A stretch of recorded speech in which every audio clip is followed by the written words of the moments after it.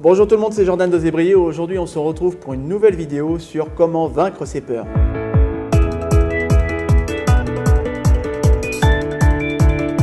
Vaincre ses peurs est l'une des principales raisons pour lesquelles les personnes me contactent. Sans rentrer dans la théorisation à outrance, lorsqu'une personne me contacte pour commencer un travail de coaching, c'est pour atteindre un objectif ou bien résoudre une situation qui pose problème. Et vaincre ses peurs pourrait très bien rentrer dans les deux démarches. Je veux faire une chose mais je n'y arrive pas, ou je ne veux plus faire cela mais je le fais encore. Peu importe l'envie d'évoluer ou de changer, les freins et les obstacles seront présents comme des intrus à une soirée. Si vous êtes une personne qui souhaite vaincre ses peurs, l'une des étapes du travail de coaching va être d'identifier et de surmonter les obstacles qui en découlent, sans remettre en question ce qui est bon ou mauvais pour vous. Car au final, si vous fonctionnez ainsi depuis un bout de temps, c'est que vous y trouvez un effet bénéfique. Connaissez-vous l'idée de Einstein de dire que si vous faites ce que vous avez toujours fait, vous obtiendrez ce que vous avez toujours obtenu. Et si vous faites appel à un coach, c'est que vous ne voulez plus de cette attitude et que vous souhaitez évoluer vers autre chose. Ce qui est paradoxal, car toujours dans le contexte de vaincre ses peurs, vous voulez changer. Et en même temps, le comportement qui génère ces peurs vous confère des repères, des habitudes,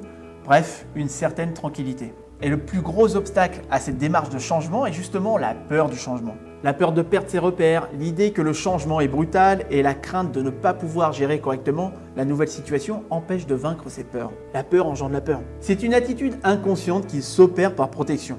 Les concours de circonstances ou une dose de souffrance insurmontable vous donnera alors ainsi la vraie volonté de changer et de vaincre vos peurs.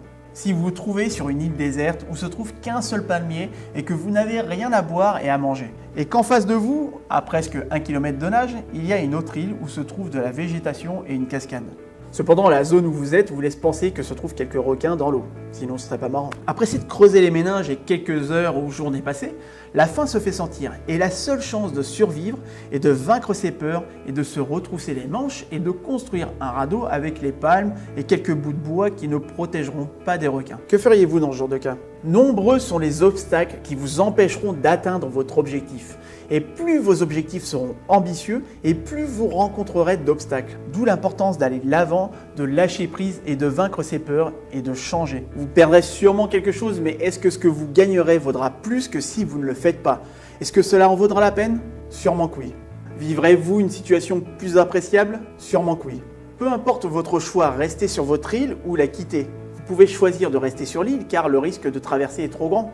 Ou bien vous pouvez, malgré la probabilité de rencontrer un requin, surmonter vos peurs et atteindre ce que vous souhaitez. Vaincre ses peurs, c'est aller au-delà de ces dernières en prenant sur soi pour atteindre un état désiré ou un objectif. Ça peut être une question de temps, vous n'êtes pas prêt aujourd'hui, mais vous le serez dans quelques jours quand vous aurez vraiment soif et vraiment faim. Là, vous ne vous poserez pas de questions s'il vous faut sortir de votre zone de confort ou non. Vous irez droit au but. Quoi qu'il en soit, décider de vaincre ses peurs et de traverser requiert de votre part un engagement total. D'où l'importance d'identifier les obstacles qui vous empêchent de mener vos projets à la réussite. Décidez donc de ce qui est bon pour vous et trouvez la force de le faire. Car la plupart du temps, la peur n'a rien de réel.